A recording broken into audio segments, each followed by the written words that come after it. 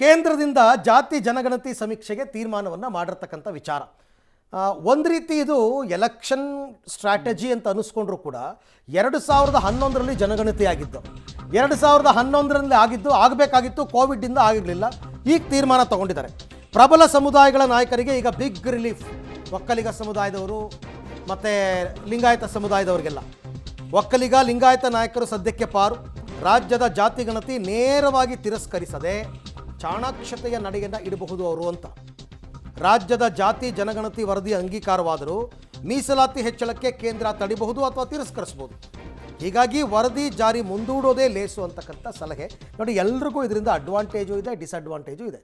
ಸಿದ್ದರಾಮಯ್ಯನವರು ಒಂದು ರೀತಿಯಲ್ಲಿ ಇದನ್ನು ಇಕ್ಕಟ್ಟಿನಿಂದ ಹೊರಗೆ ಬರ್ಬೋದು, ಪ್ರಬಲ ನಾಯಕರು ಕೂಡ ಹೊರಗೆ ಬರ್ಬೋದು, ಎಲ್ಲವೂ ಕೂಡ ಇದ್ದೇ ಇದೆ ಸಾಧ್ಯತೆಗಳು. ಬಟ್ ಇದನ್ನು ಯಾವಾಗ ಕೇಂದ್ರ ಅನುಷ್ಠಾನಕ್ಕೆ ತರುತ್ತೆ, ಯಾವಾಗ ಶುರು ಮಾಡುತ್ತೆ ಜಾತಿ ಜನಗಣತಿ ಅನ್ನೋದು ಇಂಪಾರ್ಟೆಂಟ್ ಆಗುತ್ತೆ. ಅಲ್ಲಿ ತನಕ ಈ ಹಗ್ಗ ಜಗ್ಗಾಟ ಇದ್ದೇ ಇದೆ. ಸಿದ್ದರಾಮಯ್ಯನವರು ಕೇಂದ್ರಕ್ಕೆ ಒಂದಷ್ಟು ಒತ್ತಾಯವನ್ನು ಹಾಕ್ಬೋದು, ಬೇರೆ ಬೇರೆ ಮಂತ್ರಿಗಳು ಒತ್ತಾಯವನ್ನು ಹಾಕ್ಬೋದು.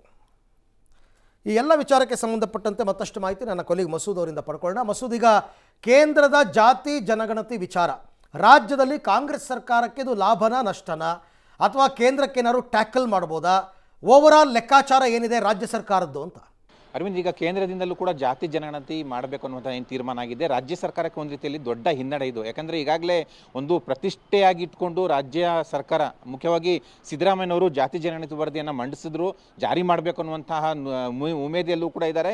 ಮುಂದಿನ ವಿಶೇಷ ಸಚಿವ ಸಂಪುಟ ಸಭೆಯಲ್ಲೂ ಕೂಡ ಚರ್ಚೆ ಮಾಡಿ, ಅಂದರೆ ಪ್ರಬಲ ವರ್ಗಗಳು ಎಷ್ಟೆಲ್ಲ ವಿರೋಧ ಮಾಡ್ತಿದ್ರು ಕೂಡ ಕಳೆದ 10 ವರ್ಷಗಳ ಆ ಸಮಯ, ಆ ಖರ್ಚು, ಆ ಪಣ ಜಿದ್ದು ಎಲ್ಲವೂ ಕೂಡ ಯಾವುದೂ ಕೂಡ ವ್ಯರ್ಥ ಆಗಬಾರ್ದು ಅನ್ನುವಂಥ ಕಾರಣಕ್ಕಾಗಿ, ಜೊತೆಗೆ ಅಹಿಂದ ವರ್ಗಕ್ಕೆ ಏನು ಭರವಸೆ ಕೊಟ್ಟಿದ್ದೇನೆ ಅದನ್ನು ಈಡೇರಿಸಬೇಕು, ಪ್ರಣಾಳಿಕೆಯಲ್ಲಿ ಏನು ಭರವಸೆ ಕೊಡಲಾಗಿದೆ ಅದನ್ನು ಈಡೇರಿಸಬೇಕು ಅನ್ನುವಂಥ ಒಂದು ಜಿದ್ದು ಸಿದ್ದರಾಮಯ್ಯನವರಲ್ಲಿ ಇದ್ದೇ ಇದೆ.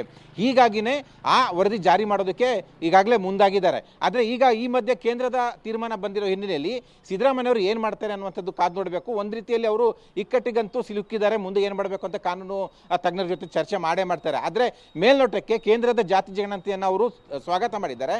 ಅದ್ರ ಜೊತೆಗೆ ಮತ್ತೊಂದು ಹೇಳಿದ್ದಾರೆ, ಬರೀ ಜಾತಿ ಜನಗಣತಿ ಮಾತ್ರ ಮಾಡೋದು ಬೇಡ, ಜಾತಿವಾರು ಶೈಕ್ಷಣಿಕ, ಸಾಮಾಜಿಕ, ಆರ್ಥಿಕ ಸ್ಥಿತಿಗತಿ ಇಡೀ ದೇಶಾದ್ಯಂತ ಎಲ್ಲ ರಾಜ್ಯಗಳಲ್ಲೂ ಯಾವ ರೀತಿ ಇದೆ ಅನ್ನುವಂಥದ್ದು ಕೂಡ ಸಮೀಕ್ಷೆ ಮಾಡಿ ಅನ್ನುವಂಥ ಒತ್ತಾಯ ಮಾಡಿದ್ದಾರೆ. ಈ ನಿಟ್ಟಿನಲ್ಲಿ ಒಂದಷ್ಟು ಅಂಶ ಪ್ರಮುಖ ಆಗುತ್ತೆ. ಯಾಕೆಂದರೆ ಇದೇ ಆಧಾರ ಇಟ್ಕೊಂಡು ಏನಾದರೂ ಜಾತಿ ಜನಗಣತಿಯನ್ನು ಕೇಂದ್ರ ಸರ್ಕಾರ ಮಾಡಿದ್ರೆ ಸುಮ್ಮನಿರ್ಬೋದು ಸಿದ್ದರಾಮಯ್ಯನವರು. ಆದರೆ ಕೇವಲ ಜಾತಿ ಜನಗಣತಿ ಮಾಡಿದ್ರೆ ಮಾತ್ರ ನಮ್ಮದು ವರದಿ ಜಾರಿ ಮಾಡಬೇಕು ಅನ್ನುವಂತಹ ಒಂದು ನಿರ್ಧಾರಕ್ಕೆ ಬರ್ಬೋದು. ಆದರೆ ಇತ್ತ ಪ್ರಬಲ ವರ್ಗದ ಕಾಂಗ್ರೆಸ್ನ ನಾಯಕರು ಒಂದು ರೀತಿಯಲ್ಲಿ ಬಿಗ್ ರಿಲೀಫ್ನಲ್ಲಿದ್ದಾರೆ. ಈ ಒಂದು ದೆಸೆಯಿಂದ ಆದರೂ ಕೂಡ ಸಮುದಾಯದ ಒಂದು ರೀತಿಯಲ್ಲಿ ಕೆಂಗಣ್ಣಿನಿಂದ ನಾವು ಪಾರಾಗಬಹುದು, ರಾಜ್ಯದ ಜಾತಿ ಜನಗಣತಿ ಜಾರಿ ಮುಂದೂಡಿಕೆ ಮಾಡಬಹುದು ಅನ್ನುವಂಥ ಒಂದು ರಿಲೀಫ್ ಅವ್ರ ಮನಸ್ಸಲ್ಲಿದೆ. ಆದರೆ ಸಿದ್ದರಾಮಯ್ಯ ಏನು ಮಾಡ್ತಾರೆ ಅನ್ನುವಂಥದ್ದು ದೊಡ್ಡ ಕುತೂಹಲ. ಹಾಗಾಗಿನೇ ಎಲ್ಲರೂ ಕೂಡ ಚಿತ್ತ ಕೂಡ ಈ ಸಿದ್ದರಾಮಯ್ಯನವರ ಹತ್ತ ನೆಟ್ಟಿರುವಂಥದ್ದು. ಈಗ ಕೆಲವೇ ದಿನ ಅಂದರೆ ಮುಂದಿನ ಸಚಿವ ಸಂಪುಟ ಸಭೆಯಲ್ಲಿ ಏನಾದರೂ ಒಂದು ತೀರ್ಮಾನ ಮಾಡ್ತಾರೆ. ಕೇಂದ್ರದಿಂದಲೂ ಕೂಡ ಈಗ ಜಾತಿ ಜನಗಣತಿ ಮಾಡ್ತವ್ರೆ, ನಾವು ಬೇಡ ಅಂತ ಪ್ರಬಲ ವರ್ಗದ ಸಮುದಾಯದ ಸಚಿವರು ಬೇಡಿಕೆ ಮುಂದಿಟ್ಟರೆ ಸಿದ್ದರಾಮಯ್ಯ ಏನು ನಿಲುವು ಮುಂದೆ ಇಡ್ತಾರೆ ಅನ್ನುವಂಥದ್ದು ಕೂಡ ಕಾದು ನೋಡಬೇಕು. ಒಟ್ಟಾರೆಯಾಗಿ ರಾಜ್ಯದ ನಿಲುವು, ರಾಜ್ಯದ ನಡೆ, ಸಿದ್ದರಾಮಯ್ಯನವರ ನಡೆ ಒಂದು ರೀತಿಯಲ್ಲಿ ಕುತೂಹಲ ಮೂಡಿಸ್ತಾ ಇದೆ. Arvind, right, thank you Masood, ತಮ್ಮೆಲ್ಲ ಮಾಹಿತಿಗೆ ಧನ್ಯವಾದ.